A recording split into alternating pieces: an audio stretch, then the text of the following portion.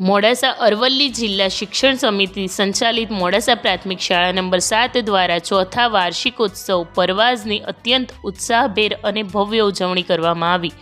શાહીકોટ વિસ્તારમાં આવેલી આ શાળાના બાળકોએ પોતાની સુસુપ્ત શક્તિઓનું પ્રદર્શન કરી ઉપસ્થિત મહેમાનો અને વાલીઓના દિલ જીતી લીધા હતા।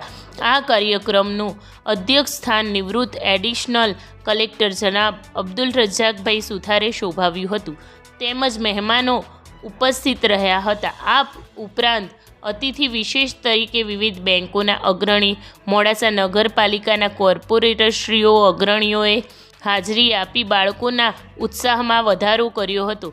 બાળકો દ્વારા શિક્ષણનું મહત્ત્વ, સામાજિક સંદેશ આપતા વિવિધ નાટક, જુદા જુદા ગીતો, નાત પર પરફોર્મન્સ આપી સૌને મંત્રમુગ્ધ કરી દીધા હતા।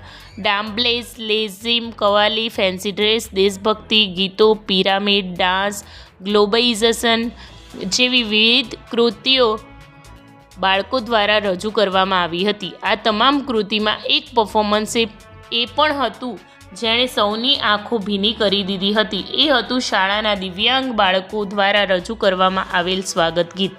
કાર્યક્રમની શરૂઆતમાં જ જ્યારે શાળાના આચાર્ય શ્રી મોહમ્મદ હનીફ સૈયદે આ વર્ષે શાળામાં સૌથી વધુ દિવસ હાજર રહેનાર વિદ્યાર્થીની આલિયા મોહમ્મદ હનીફ ગોરીને સ્ટેજ પર આવી આચાર્યશ્રીની જગ્યાએ સોફા પર સ્થાન આપતા ઉપસ્થિત સૌ આવક બની હતી।